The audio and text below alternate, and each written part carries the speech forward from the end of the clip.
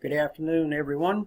I just want to take a minute to follow up on a interview that Senator Rand Paul gave with Fox News Network about the WikiLeaks email that was supposedly have been said to discuss or indicate that the Clinton/Obama administration was involved in transferring weapons, RPGs, various types of cannons, sniper rifles, and things like that to Syria, running them through Libya.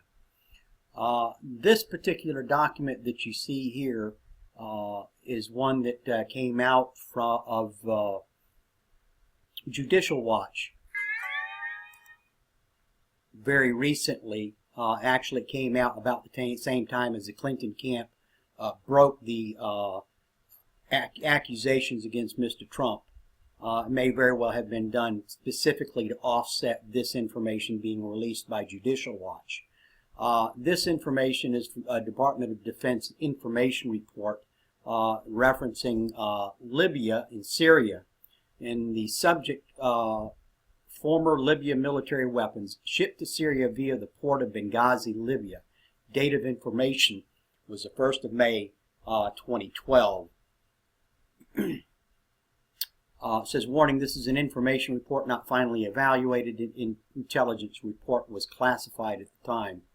Weapons from the former Libya military stockpiles were shipped from the port of Benghazi, Libya, to the port of Banias and the port of Dior Islam, Syria. The weapons shipped during late August 2012 were sniper rifles, RPGs, and 125mm and 155mm howitzer missiles. During the immediate aftermath and following the uncertainty caused by the downfall of the Gaddafi regime in October 2011 and up until early September of 2012, weapons from the former Libya military stockpiles located in Benghazi, Libya, were shipped from the port of Benghazi, Libya, to the ports of Banias and the port of Dior Islam, Syria. The Syrian ports were chosen due to the small amount of cargo traffic transiting these two ports. The ships used to transport the weapons were medium-sized and able to hold 10 or less shipping containers of cargoes. That would also help them to fly under the normal channels of intelligence. The weapons shipped from Libya to Syria during late August 2012 were sniper rifles, RPGs, and 125mm and 155mm howitzer missiles.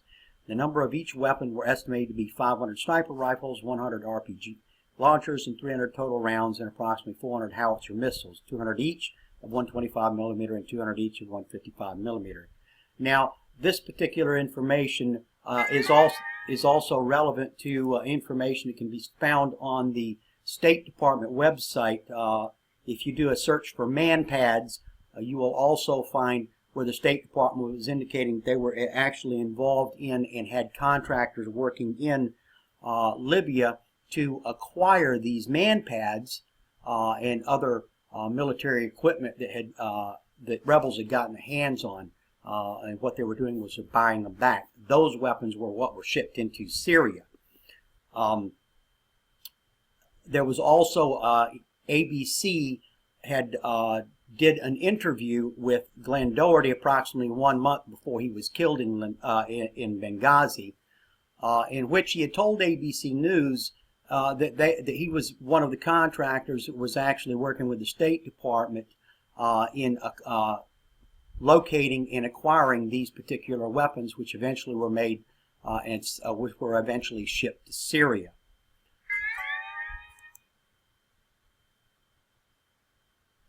That particular document can actually referencing the Glenn Doherty interview with ABC can be found on the International Criminal Court.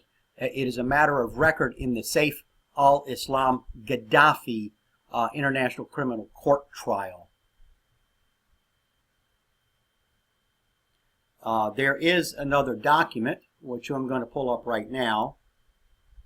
That particular document is another one. You can see it's an Intel document. This was also obtained by Judicial Watch during some of the emails that they received from the federal government. Department of Defense Information Report. This one here is actually an intelligence report that was provided, which actually talks about events in the Middle East, specifically in the Syria region of Syria. And what they're referring to here is they are referring to the country of Iraq, and they're talking about the general situation. It says right here, the Salafists, the Muslim Brotherhood, and AQI are the major forces driving the insurgency in Syria. My understanding was that the Muslim Brotherhood was actually supposed to be a moderate, peaceful, non-violent group. But here we have an intelligence document that indicates that there are major forces driving the insurgency. We know that they were involved in Libya. We know that they were involved in Egypt. Now we also have them involved in Syria. And most likely we're also going to find that they're involved in some of the other Arab Spring countries that fell during Arab Spring. Now, AQI is familiar with Syria. They trained in Syria and then infiltrated into Iraq. But this particular document also talks about, let me find it right here, I got to scan down, and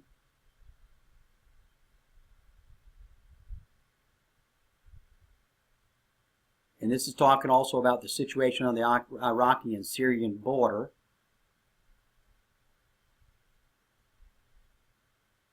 Yes, and this particular section is what we want right here.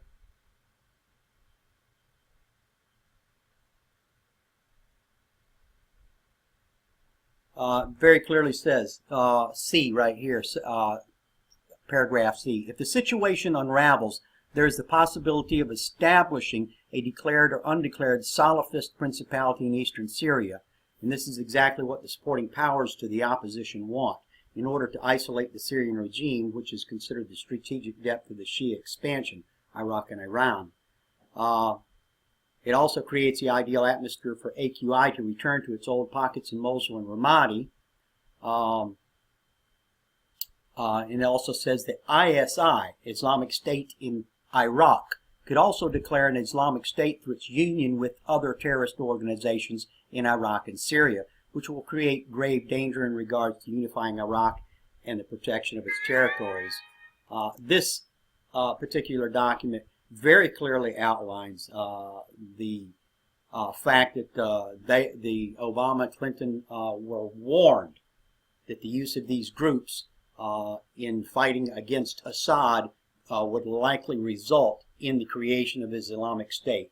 It was the ignoring of that intelligence and the training of arming training and the in both warfare and intelligence gathering skills of these particular groups that became very, very important and helped basically grow the Islamic State in Syria, which also is known as the Islamic State in Levant, to the vast organization that it has become.